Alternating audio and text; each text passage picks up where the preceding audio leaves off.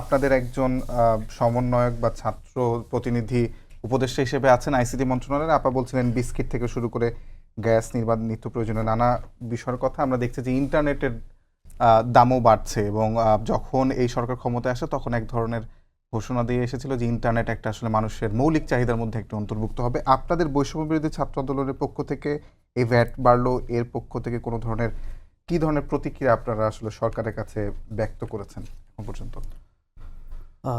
ধন্যবাদ আপনাকে এবং আপনার ধন্যবাদ জানাচ্ছি আমাদের দর্শকদের এবং আমার সহ-আলোচককে।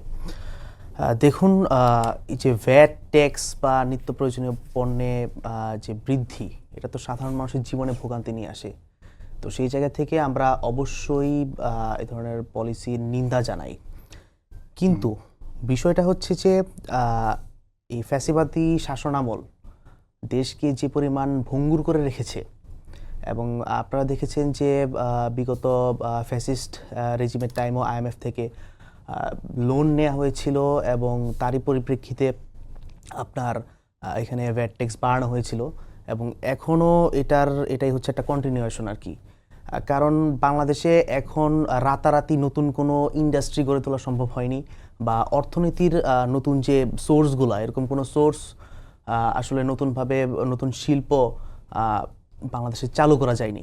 তো এই অবস্থায় সেই পুরনো ফ্যাসিবাদী যে ব্যবস্থা, আমলাতান্ত্রিক জটিলতা বা ভিতরের যেই উপদেষ্টা পরিষদে যারা বসে আছেন তারাই যে সব কিছু রেডি করেন এরকম তো না ব্যাপারটা।